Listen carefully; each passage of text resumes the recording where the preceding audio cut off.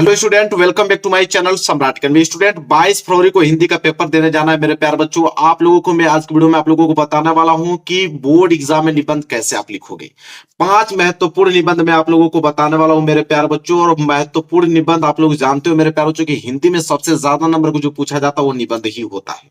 Board परीक्षा 2024 में निबंध आप कैसे लिखोगे ताकि आप लोगों को फुल मार्क्स मिलेगा।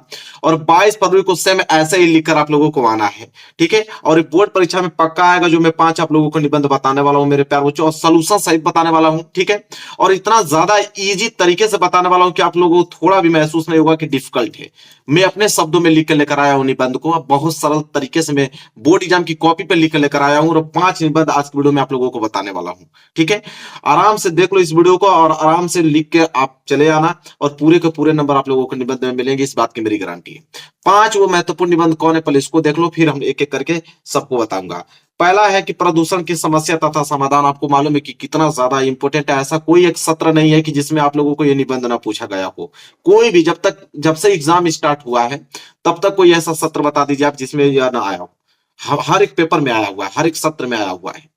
दूसरा मेरे प्यारे बच्चों क्या है कि विज्ञान वरदान या अभिशाप। तीसरा मेरे प्यारे बच्चों क्या है, स्वच्छ भारत और अभियान। चौथा है क्या, जनसंख्या लाभ और हानि। और पांचवा है स्वदेश प्रेम और देश प्रेम। मेरे प्यारे बच्चों 5 आपको देता है और 5 में से सिर्फ कितना करना होता है, सिर्फ एक ही निबंध आपको करना होता है। अगर इसमें से आप 2 ठे भी अगर आप निबंध अच्छे तरीके से तैयार कर लेते हो तो आपका काम बन गया, क्योंकि 5 आते हैं, 5 में से एक ही करना होता है, ठीक है। तो एक एक करके मैं आप लोगों को बताने वाला हूं। पूरा का पूरा वीडियो देख लेना, अच्छे तरीके से समझ लेना, उसको नोट कर लो, उसको याद कर लो, और पूरा का पूरा जिस प्रकार मैंने लिखा हुआ है सेम आप लोग उसी तरह लिख के आइएगा। जिसमें से पहला निबंध जो है वो इतिहास गवाह है इस बात का। आप किसी टीचर से पूछ सकते हो कि प्रदूषण की समस्या तथा समाधान। ये पहला ऐसा निबंध है कि जो 2013 से स्टार्ट मतलब 2023 तक लगातार आए हैं। 13, 14, 15 मतलब लगातार कभी भी ये ब्रेक डाउन नहीं हुआ है। टोटल 5 निबंध आते हैं, 5 में से किसी एक का ही करना होता है, लेकिन आज की वीडियो में 3 आपको बताने वाला हूं मैं। सिंपल देखो, प्रदूषण की समस्या तथा समाधान। पहली बात लिखोगे कैसे, बोर्ड एग्जाम की कॉपी है। देखो बोर्ड एग्जाम की कॉपी पे लिख के लेकर आया हूँ, बोर्ड एग्जाम की कॉपी है, ठीक है। सबसे पहले आप हेडिंग डालोगे प्रदूषण की समस्या तथा समाधान, ये आपकी मेन हेडिंग रहेगी। इसके बाद रूपरेखा डालोगे। रूपरेखा में 5 टॉपिक डालोगे। पहला प्रस्तावना, दूसरा प्रदूषण का अर्थ, तीसरा प्रदूषण के प्रकार, चौथा आपका रहेगा समस्या तथा समाधान, और 5वां रहेगा उपसंहार। जब ये डाल लोगे तब जाके नीचे से एक लाइन छोड़कर आप पहली हेडिंग डाल लाना प्रस्तावना। तो पहली हेडिंग प्रस्तावना में क्या लिखोगे कि आजकल प्रदूषण की समस्या बहुत ज्यादा बढ़ रही है। इस समय हमारे समक्ष सबसे बड़ी चुनौती पर्यावरण को बचाने का है, क्योंकि पानी, हवा, जंगल, मिट्टी आदि सब कुछ प्रदूषित हो चुका है। यदि हमने इस असंतुलन को दूर नहीं किया तो मानव जीवन वाच्य हो जाएगा, और पता नहीं तब मानव जीवन होगा भी या नहीं। देखो कितना सिंपल तरीके से मैंने प्रस्तावना लिखा है कि कोई टीचर पढ़ेगा तो उसको ये समझ में आएगा कि सरल भाषा में हमको समझाने का प्रयास कर रहा है बच्चा। ये नहीं कि किताबी भाषाओं को लिखोगे ना तो नंबर टीचर उतना देता नहीं है। अपने मन से लिखोगे, उसको समझा कर लिखोगे तो टीचर पूरा का पूरा नंबर देगा आपको। अब दूसरे हेडिंग क्या डालोगे, प्रदूषण का अर्थ। लिखोगे कि बढ़ती जनसंख्या पर्यावरण के संतुलन को बिगाड़कर दूषित कर देते हैं। यह गंदा वातावरण जीवनधारियों के लिए क्या होते हैं, हानिकारक है। इसके बाद तीसरी हेडिंग क्या रहेगी, प्रदूषण के प्रकार। इसमें लिखोगे कि मुख्य रूप से प्रदूषण के 4 प्रकार हैं। कौन कौन से, तो पहला प्रकार आप डालोगे वायु प्रदूषण। अब वायु प्रदूषण में लिखोगे कि यह सबसे खतरनाक प्रदूषण है। वायु प्रदूषण का मुख्य कारण उद्योगों और वाहनों से निकलने वाला धुआं है। वायु प्रदूषण के कारण वायुमंडल में कार्बन डाइऑक्साइड की मात्रा बढ़ रही है। इससे पृथ्वी के ऊपर वाला ओजोन गैस का सुरक्षा चक्र बुरी तरह से प्रभावित हो रहा है। अब देखो हमने कितना सिंपल तरीके से लिखा है, जो आम भाषा में मैंने लिख के बताया हुआ है। ये कोई टीचर पढ़ सकता है, कोई बच्चा याद भी कर सकता है, ठीक है। इसी प्रकार दूसरी रहेगा जल प्रदूषण। जल प्रदूषण क्या है कि उद्योगों और घरों से निकला हुआ कचरा कई बार नदियों और अन्य जल स्रोतों में मिल जाता है, जिससे यह उन्हें प्रदूषित कर देता है, और जल प्रदूषण के कारण अनेक बीमारियां पैदा होती हैं। सिंपल है, समझ में आ गया आप लोगों को। चलो आगे अगर हम बात करें तो तीसरा है मृदा प्रदूषण। लिखेंगे कि मिट्टी में होने वाले प्रदूषण को मृदा प्रदूषण कहते हैं। वह मुख्यतः खेती में अत्यधिक कीटनाशक का उपयोग करने से या ऐसे पदार्थ जिसे मृदा में नहीं होने चाहिए उसके मिलने पर होती हैं, जिन्हें हम क्या बोलते हैं, मृदा प्रदूषण। उसी में एक लाइन लिख लेना, शहरीकरण और औद्योगिकरण बढ़ने से मृदा प्रदूषण बढ़ रहा है। ठीक है, चलिए आगे बात कर लेते हैं। चौथा कौन सा है, ध्वनि प्रदूषण। ध्वनि प्रदूषण किसी भी प्रकार के अनुपयोगी ध्वनि को कहते हैं। इस प्रदूषण से मानव और जीव जंतुओं को परेशानी होती है। कल कारखानों का शोर, यातायात का शोर, मोटर गाड़ियों की आवाजें, लाउड स्पीकरों का कर्ण भेदक ध्वनि आदि से यह प्रदूषण होता है। चलो अब चौथा क्या था, हेडिंग प्रदूषण की समस्या। तो चौथा प्रदूषण की समस्या डालेंगे, लिखेंगे कि प्रदूषण के कारण मानव के स्वस्थ जीवन को खतरा पैदा हुआ है। प्रदूषण के कारण मानव खुली हवा में लंबी सांस लेने के लिए तरस रहा है। प्राकृतिक असंतुलन पैदा हो रहा है। कई तरह के जीव और प्रजातियां प्रदूषण के कारण विलुप्त होने जा रही हैं। ठीक है, विलुप्त होते जा रही हैं, यहाँ पे होते लिखेंगे और सेंटेंस अच्छा लगेगा, विलुप्त होते जा रही हैं। ठीक है, अगली हेडिंग रहेगी प्रदूषण का समाधान। अभी हमने समस्या देखा, उसका समाधान भी देखना पड़ेगा। तो प्रदूषण का समाधान देखो, प्रदूषण कम करने के लिए हमें लोगों में जागरूकता पैदा करनी होगी। वनों के विनाश को क्या करना होगा, रोकना होगा। अधिक से अधिक पेड़ लगाने होंगे। वर्षा के जल को संचित करके उसका पुनः उपयोग करना चाहिए। सरकार के खिलाफ अभियान चलाने होंगे। ठीक है, अब लास्ट हेडिंग आपका रहेगा उपसंहार। प्रदूषण एक बहुत गंभीर समस्या है। प्रदूषण कम करने के लिए हर व्यक्ति को अपने स्तर प्रयास करने की आवश्यकता है। हमारा कर्तव्य है कि हम प्रदूषण के खिलाफ अपना योगदान देकर पर्यावरण की सुरक्षा करें। अगर कहीं गलत भी हो जाता है, जैसे गलत हो गया, तो आप बस सिंगल एक लाइन इस तरह डॉटेड कर दो। गलत अगर बीच में कहीं लिख दे रहे हो तो सिंगल लाइन डॉटेड कर दो। लेकिन मैं कहूंगा कि गलत हो जा रहा है तभी भी उसको छोड़ दो। ठीक है, इस तरह देखो देखने में गंदा लगेगा, लेकिन आप छोड़ दोगे तो एग्जाम में उसको समझ नहीं पाएगा। बस आपकी हेडिंग देख के उसको चेक कर देगा। क्लियर है ना आप लोगों को? तो यह पहला प्रदूषण की समस्या तथा समाधान समाप्त हो गया। अब दूसरा निबंध देखने वाले हैं हम लोग। दूसरा निबंध मेरे प्यारे बच्चों, विज्ञान वरदान या अभिशाप। ये भी एक ऐसा निबंध है जो कि हर साल आपके एग्जाम में आता है, विज्ञान वरदान या अभिशाप। इसमें भी हम लोग क्या करेंगे, पहली हेडिंग प्रस्तावना बनाएंगे। अब प्रस्तावना बनाकर लिखेंगे इसमें कि आज का युग विज्ञान का युग है। छोटी से छोटी वस्तु से लेकर बड़ी से बड़ी वस्तु तक जो भी आज हम जीवन में उपयोग में ला रहे हैं, विज्ञान की देन है। ये वस्तुएं इतनी अधिक है कि इनका नाम तक गिन पाना सरल नहीं है।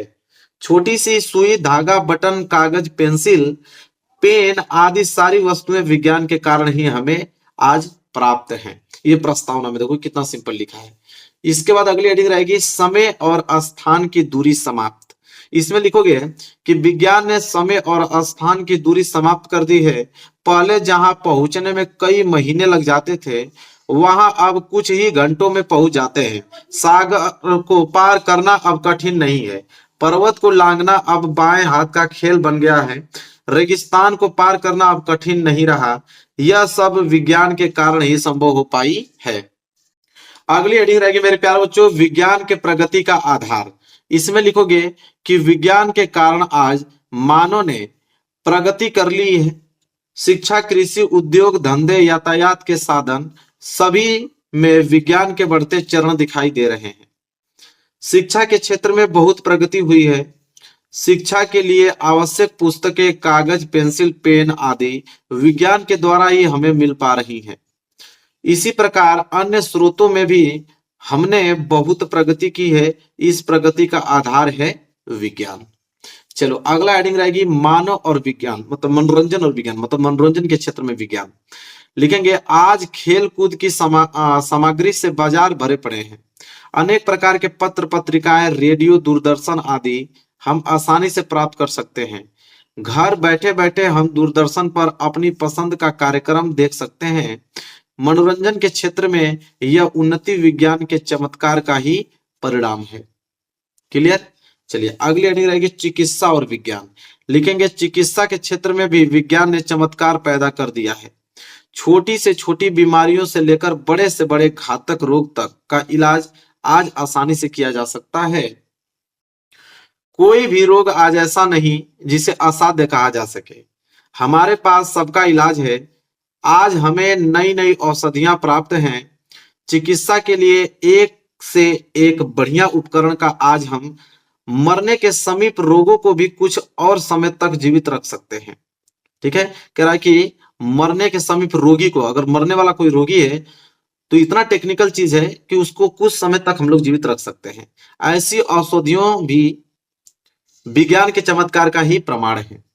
ठीक है, अब अगली हेडिंग आप बना के लिखोगे विज्ञान का लाभ। विज्ञान के लाभ में लिखोगे क्या कि इस प्रकार विज्ञान के लाभ ही लाभ है।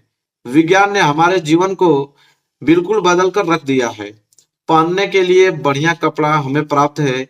स्कूटर, कारें, बसें, वायुयान और रेलगाड़ियों हमारे आने जाने के साधन हैं।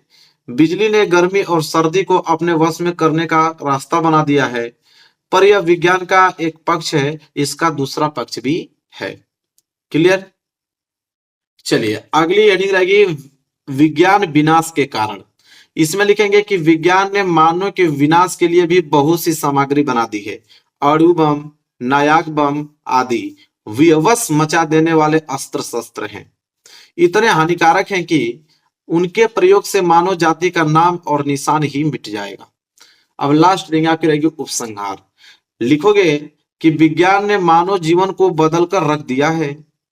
इसने असंभव को संभव कर दिखाया है।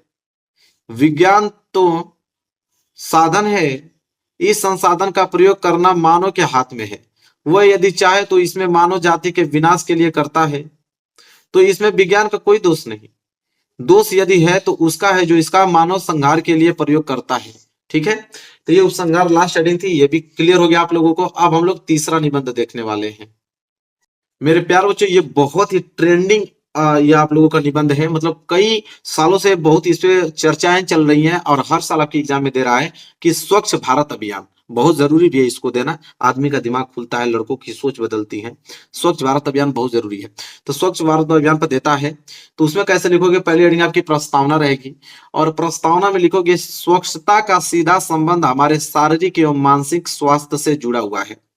अतः यह कहना गलत नहीं होगा कि एक स्वस्थ शरीर में ही एक स्वच्छ मन का निवास होता है। मतलब अगर आपकी जो शरीर है स्वच्छ है, बिल्कुल साफ सुथरा है, तो आपका माइंड भी जो है बिल्कुल सही होगा। ठीक है, वही कह रहा है कि स्वच्छ शरीर में ही एक स्वस्थ मन का निवास होता है।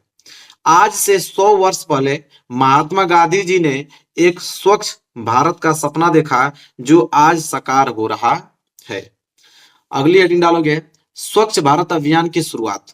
लिखेंगे कि हमारे आदरणीय प्रधानमंत्री श्री नरेंद्र मोदी जी के द्वारा स्वच्छ भारत अभियान की शुरुआत की, जिसका मुख्य उद्देश्य भारत को स्वच्छ एवं स्वस्थ बनाना है। हमारे प्रधानमंत्री द्वारा इस अभियान का शुभारंभ 2 अक्टूबर 2014 में महात्मा गांधी जी के जन्मदिन के दिन किया गया था और उसी दिन इसके समापन की तिथि 2 अक्टूबर 2019 को गांधी जी के 150वें जन्मदिन के दिन निर्धारित की गई। फिर लिखेंगे उसी में स्वच्छ का हमारे जीवन में महत्वपूर्ण स्थान है।